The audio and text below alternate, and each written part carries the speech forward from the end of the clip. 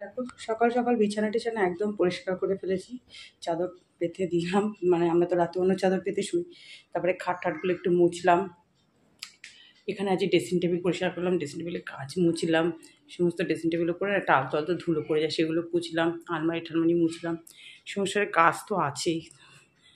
আর এত মেঘলা ভ্যাপসানি ওয়েদার, মানে প্রচণ্ড ভ্যাপসানি ওয়েদার। দেখো, না রোদ না মেঘ, বিচ্ছিরি ওয়েদার একটা। শুভ সকাল বন্ধুরা, সবাই কেমন আছো? নিশ্চয়ই খুব ভালো আছো।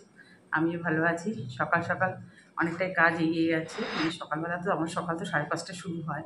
সেই সব 5টা 20তেই ঘুমটা ভেঙে গেছে। 5:30 উঠে তারপরে ফ্রেশ ট্রেশ হয়ে নিচে গিয়ে ফুল টুল তুললাম। আজকে 3টে, আজকে মানে 4টে না 5টে জবা ফুটেছে। কালকে তো শনিবার।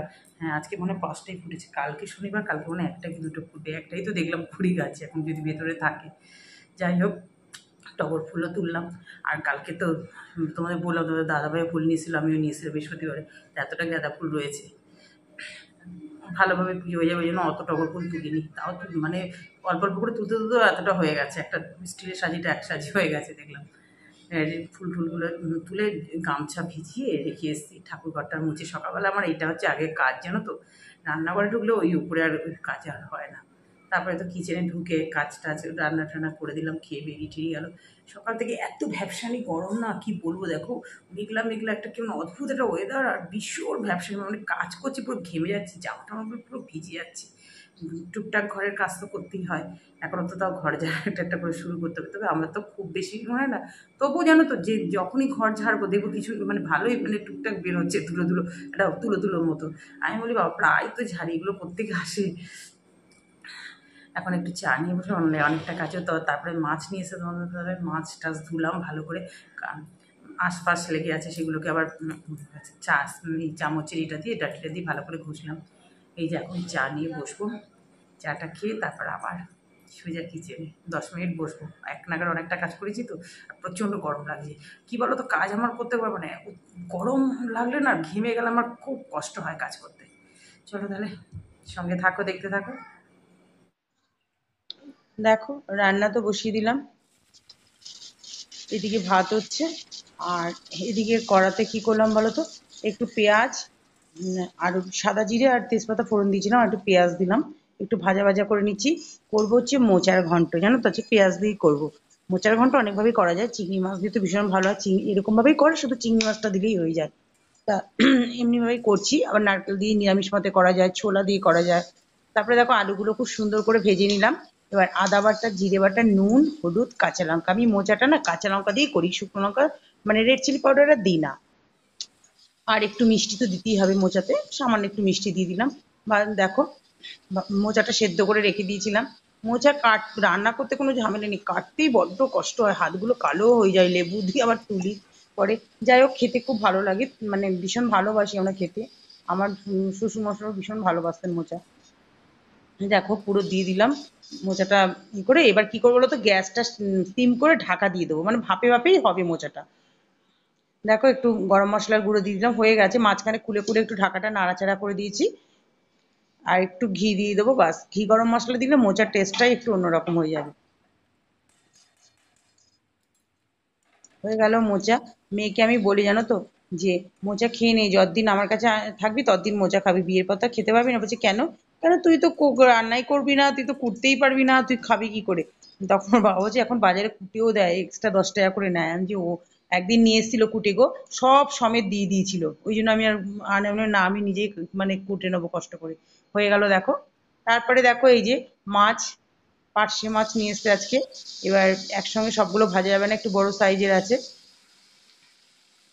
কড়াতে তেল গরম করে মাছগুলো ছাড়ছি। এবার দেখো, তিনটে তিনটে করে ভাজি, নাহলে সবগুলো একসঙ্গে দিতে গেলে সব মাছ নষ্ট হয়ে যাবে। কড়ার মধ্যে একটু নুন দিয়ে দিয়েছিলাম, যাতে কি বলতো, মাছগুলো মানে ঠিক ভালোভাবে ভাজা যায়। বা সুন্দর করে মাছগুলো সব ভেজে নিলাম। এবার কড়াতে একটু সাদা জিরে ফোড়ন দিয়ে একটু পেঁয়াজ দিয়ে দিয়েছিলাম। মানে পার্শে মাছ তো মানে বেশিরভাগ মানুষই তো মানে দিয়ে সর্ষে পোস্ত দিয়ে খাওয়া হয়। কিন্তু আমাদের ঘরে না সর্ষেটা করলে আবার দুরকম করতে হবে, আমার আর ইচ্ছা করছে না গো। গরমের মধ্যে, ভ্যাপসি গরমের মধ্যে আর কত রান্না করবো বলো, দাঁড়িয়ে দাঁড়িয়ে। সকালে একবার করেছি অফিসে, এখন আবার তা আমার ওই জন্য আমি বললাম না, আলু পেঁয়াজ দিয়ে একটু মাখা মাখা করে করি, সবাই একসঙ্গে হয়ে যাবে তিনজনেরই। তারপরে দেখো এই তাই করলাম, আলু পাতলা পাতলা করে একটু কেটে দিয়েছি, আলুটা ভেজে নিয়ে আদা বাটা, জিরে বাটা, নুন, হলুদ, কাঁচা লঙ্কা, টমেটো, একটু রেড চিলি দিয়ে দিয়েছি। কি বলতো, সবসময় তো আবার সর্ষে বাটাটা যাদের একটু গ্যাস্ট্রিকের প্রবলেম থাকে তারা তো খেতেই পারে না, না? ওই জন্য এরকম ভাবে করলেও কিন্তু বেশ ভালো হয়, জানো তো? পমফ্রেট মাছ বলো, পার্শে মাছ বলো, এগুলো এইভাবে রান্না করলে কিন্তু খেতে খুব ভালো হয়, যদি সবকিছু ঠিকঠাক পরিমাণটা ঠিকঠাক হয় রান্নায়। দেখো, বাস এবার মাছগুলো ওপর দিয়ে সব দিয়ে দেবো। এটা কিন্তু খেতে কিন্তু বেশ ভালোই হয়েছিল, আর মাছগুলো ভালো ছিল তো। পার্শে মাছ শীতকালে আরো বেশি টেস্ট হয়। তবে আমি ভেবেছিলাম কি বলতো, মাছগুলো যখন ধোয়ার সময় যে একটু ডিম টিম হবে, বৃষ্টি বৃষ্টি পড়ছে, বর্ষাকালের শেষ, না ডিম ছিল না, তবে মাছগুলো খেতে কিন্তু বেশ ভালোই হয়েছিল।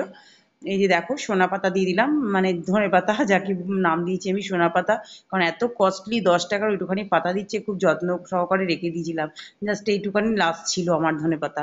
দেখো, আলু, পেঁয়াজ, টমেটো, কাঁচা লঙ্কা, ধনে পাতা দিয়ে আমার একদম পার্শে মাছের ঝাল রেডি।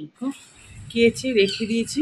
এই যে এখানে বারান্দায় কি অবস্থা, মানে ঝড় বৃষ্টির মধ্যে একটা বৃষ্টি হয়ে গেল, জানো তো?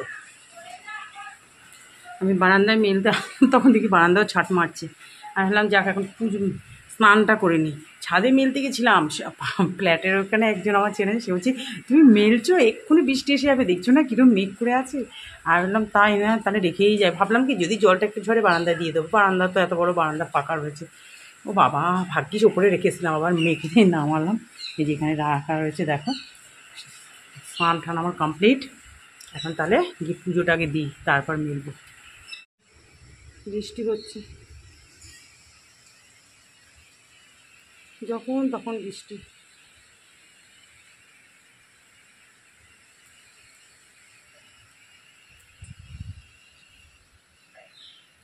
যাই, আমি পুজোটা দিয়ে দিই। দেখো, পুজো দেওয়া হয়ে গেল। আজকে 6টা জবা ফুটেছে, তখন বলছিলাম না 5টা না 6টা। কি ভালো লাগে, সবাইকে দিতে পেরেছি। আর গাঁদা ফুল ছিল, আবার কালকের জন্য কটা রাখলাম গাঁদা ফুল। দেখো, আর এই যে আকাশের অবস্থা দেখো, জানালাটা বন্ধ করে গেছিলাম, বৃষ্টি পড়ছে। দেখো, এই যে অন্ধকার, লাইট জ্বালিয়ে নিতে হলো। আজকে তো মেয়ে বাড়ি আছে। খেতে বসে গেলাম। মোচার ঘন্ট, যেটা ভীষণ ভালো লাগে আমাদের খেতে। পার্শে মাছ আলু দিয়ে পেঁয়াজ দিয়ে একটু মাখা মাখা মতো করেছি, চাটনি নিলাম একটুখানি, আর পাঁপড় তো আছেই। এখন খেতে বসে যাই। মানে ওয়েদারটা না একটু বেশ ঠান্ডা ঠান্ডা করে দিয়েছে, যা বৃষ্টি হলো না, এখন একটু থেমেছে, অন্ধকার হয়ে গেছে এখনও। তাহলে এখন খেয়ে নিই। Good evening friends. 6:30 মতো মনে হয় বাজে, জানো তো? এখন তো তাড়াতাড়ি হয়ে যাচ্ছে, মানে তাড়াতাড়ি চায়ের কাপ হাতে নিতে পারছি। আগামী পরে আরও মনে তাড়াতাড়ি হয়ে যাবে। আজকে তখন যা বৃষ্টি হলো, দাদা খাওয়া দাওয়া করলাম, তোমাদের বললাম যে অন্ধকার, পুরো ওয়েদারটা জানো তো বেশ ভালো হয়ে গেছে, সুন্দর ওয়েদার হয়েছে। দুপুরবেলা পাখা চলছে ফুল স্পিড, আবার গায়ে আবার একটা চাদরও নিয়েছি আমি। বাবারই বিশাল ব্যাপার আমাদের, আমরা বলা বলি করছি আমি আর মেয়েকে, উড়ি বাড়ি আবার শীত করছে। জামা কাপড়গুলো আজকে আর ড্রায়ারও করিনি তো, হাতে গেছি সব, বারান্দা সব দবা, বাবারই এখনও চুচু ভেজা। এখন ছাদে তারপরে এখন গেলাম, সন্ধে টন্ধে দিলাম, আর ছাদে একটু হাঁটছিলাম, কি ভালো লাগছিল বন্ধুরা, তোমাদের কি বলবো, এত সুন্দর হাওয়া দিচ্ছিল, হালকা একটা ঠান্ডা হাওয়া। পাশে বাড়ি যাই ছেলেটা ও উঠেছে, তো ওর জামা কাপড় আনি, আমি আবার বলতে জামা কাপড়গুলো ভিজে গেছে, সব ছাদে ছিল, অল্প কয়েকটা ছিল। তাই আমি বললাম যে রে আর সূর্য উঠবে না, আর রোদ উঠবে না তো, নিয়ে যা। বলছে হ্যাঁ আন্টি, ভিজে দেখো না জল পড়ছে। আমি বললাম একটু নিচে নিয়ে চলে যা, বারান্দায় গিয়ে দিয়ে দে, আর কি করবি। তা বলছি দেখো আন্টি, মেয়ে ছাদটা প্রত্যেক দিন আসি তো, জানতে কি গরম থাকে, আজকে কি ঠান্ডা, আজকে যা বৃষ্টি হয়েছে, তারপর ঝোড়ো হওয়ার মতো দিয়েছে না, ওই জন্য ঠান্ডা। বলছি হ্যাঁ আজকে বেশ ভালো হয়ে গেছে তোমার, মানে বাচ্চাদেরও কত, সবারই কত কষ্ট, মানে ও বলছে যে হ্যাঁ কি ভালো হয়ে গেছে বলো ওয়েদারটা, সত্যি বেশ ভালো লাগে। আমরা তাই মানে বলছি যে ভগবানের সত্যি, মানে কথায় আছে দেখবে, ভগবানের যদি ইচ্ছে না হয়, গাছের একটা পাতাও কিন্তু পড়ে না বা নড়ে না, সেরকম সত্যি তাই। মানে কালকে তার আগের দিন অত বৃষ্টি হলো, কিন্তু কি গরম, বাপরে বাপ। এই সেদিনকে বেরিয়েছিলাম এই টুকটাক জিনিস আনতে, ওই আজকে দেখো বেশ ওয়েদারটা বেশ ভালো হয়ে গেছে। যে এখন একটু চা করলাম, দুধ বসিয়ে এসছি, আর দেখি একটু টিফিন কি দিতে হবে। এটা তো আমার রোজকার সকালের টিফিন, সন্ধ্যের টিফিন। তাহলে চলো এখন চা খাই, আবার তোমাদের সামনে পরে আসবো। এই দেখো, মেয়ের আজকে ল্যাপটপ কিনে নিয়ে আসলো। এখন ডেস্কটপে আর কাজ হবে না, এখন ল্যাপটপ মানে কি বলবো, আর ল্যাপটপ ছাড়া কাজই হচ্ছে না। আসলে এখন নতুন নতুন ভার্সন চেঞ্জ হচ্ছে তো। ওই যে ব্যাগটা দেখো, আমি ভাবলাম ফ্রি দিয়েছে, দেখি বিলের মধ্যে লেখা রয়েছে 1000 টাকা।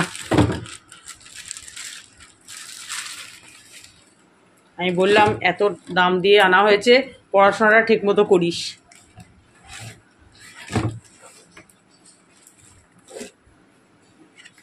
সব মিলিয়ে মনে হয় প্রায় ধরো ওই অ্যাপ্রক্স 60,000-এর কাছাকাছি পড়ে গেছে। আরও সব অন্য কিছু নিয়েছে সঙ্গে, মানে এই কম্পিউটার সংক্রান্তই সব লাগাতে হয়েছে, ওগুলো সেট ফেট করে নিয়েছে, তার জন্য আবার সব টাকা নিয়েছে।